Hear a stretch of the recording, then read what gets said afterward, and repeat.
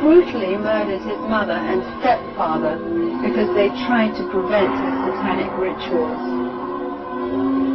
Scott Waterhouse, 17, tortured and killed a 12-year-old girl in a grisly satanic slaughter.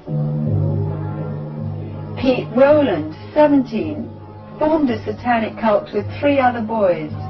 After sacrificing a cat, they turned on Steve Newberry, the 4th member of their group, and beat him to death with baseball bats while chanting, "A sacrifice for Satan."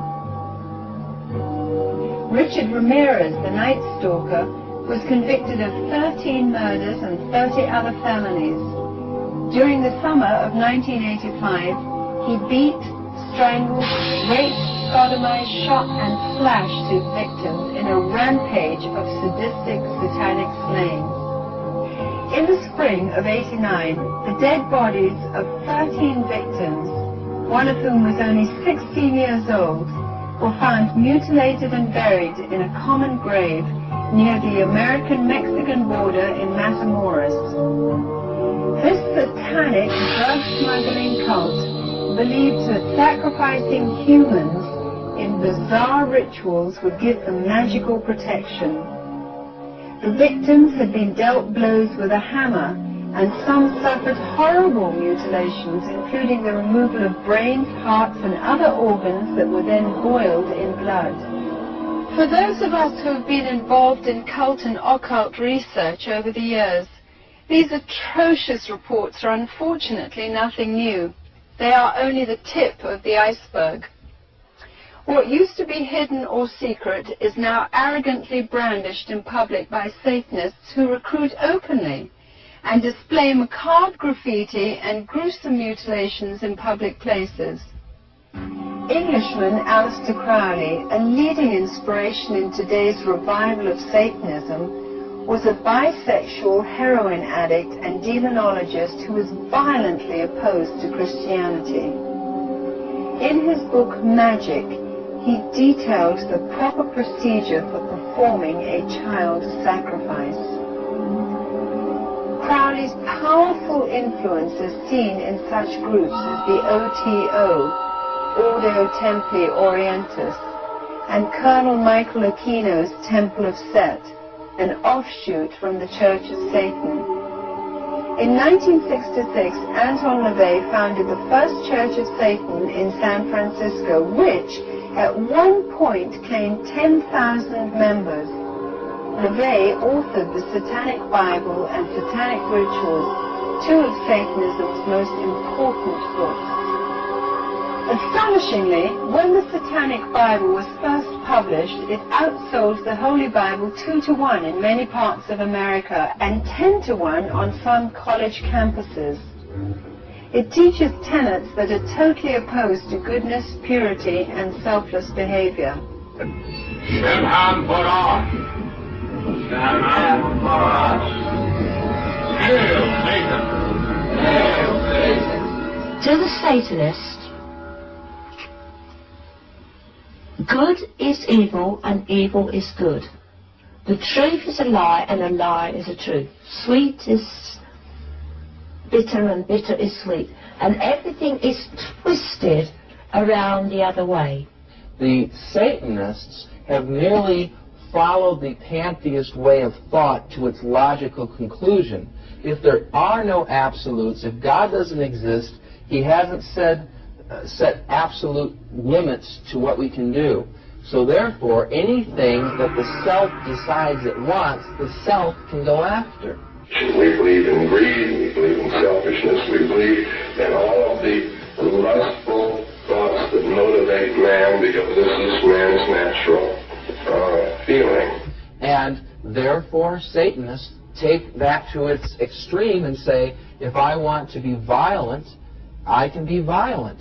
If I want to hurt others to gain my way, then I can hurt others to gain my way.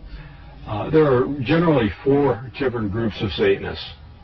We would like to classify them as the dabbler. Then you have your religious Satanist. Then you have your non-traditional Satanist. And then your generational Satanist. The dabbler we would classify as the teenager. The teenager would simply learn some things from his friends at school, dabble a little bit of the Ouija board, go down to the library or the local bookstore and pick up a book, and kind of do his own thing. Not real dangerous, but he can be moved into further areas which could be criminal or dangerous in nature. The dabblers are the people who are putting the graffiti up on walls, knocking over tombstones, and making a general nuisance of themselves in the public. They are the ones also who will do the animal sacrifices, and they're really novices. They're considered lower level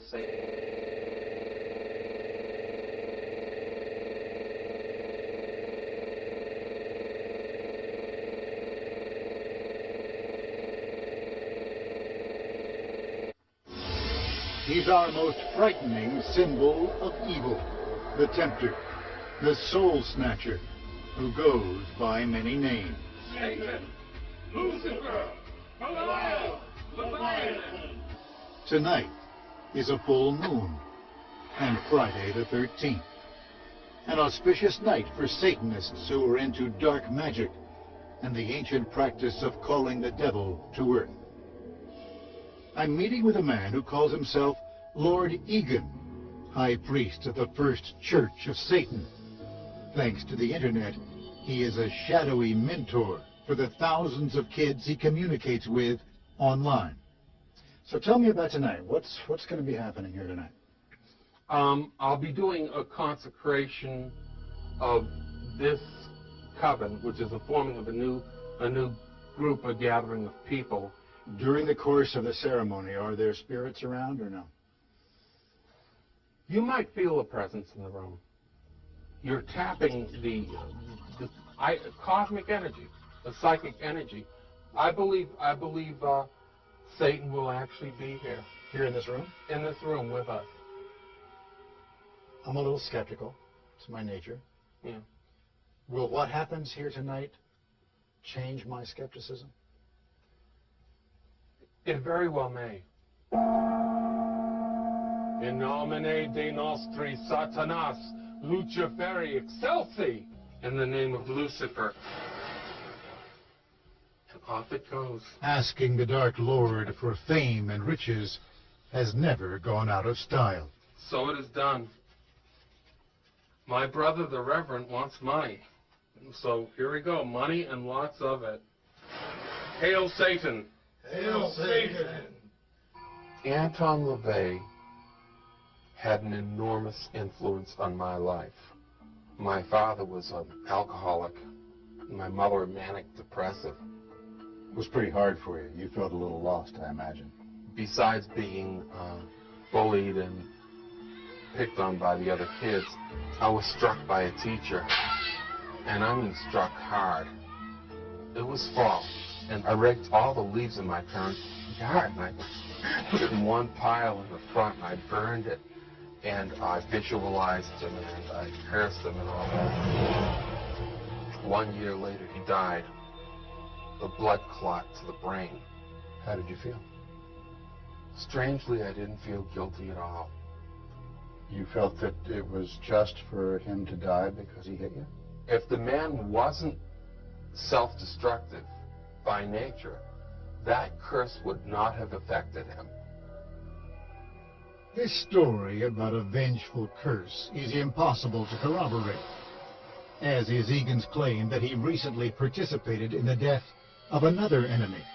I just visualized all that hate and animosity he was feeling, just being reflected back to himself.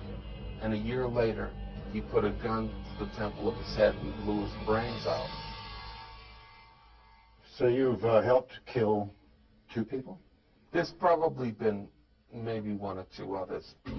I summon thee, Prince of Darkness, by the power of the pact we sealed, one sweet and faithful night. So maybe Lord Egan believes he can raise the devil. But what makes him think he can handle the powers of darkness? Do you ever worry that you might be wrong and you could actually be toying with something very dark, very powerful, and very bad? At first, at first, but then it's like I grew to understand it, and I don't really feel that way anymore. Some people sense a disturbing presence in the old cemetery in Salem, Massachusetts. They say the nearby woods are haunted by souls accused of consorting with the devil. America's relationship with the devil goes back to the religious Reformation of the 16th century, when the devil-obsessed Martin Luther protested against many practices of the Catholic Church and called the Pope the Antichrist. His Protestantism triggered a series of bloody wars in Europe. In France, Catholics slaughtered their Protestant neighbors on the Paris streets in a rampage that came to be called the St. Bartholomew's Day Massacre. In England, King James I was so convinced that the devil was leading a plot to assassinate him that in 1590 he sentenced 200 alleged co-conspirators with the devil to death. King James also commissioned a version of the Bible that still influences modern beliefs about Satan. In the wild New England colonies, Puritan terror of dark forces ran so deep that in 1692, the people of Salem Village accused their neighbors of consorting with Satan.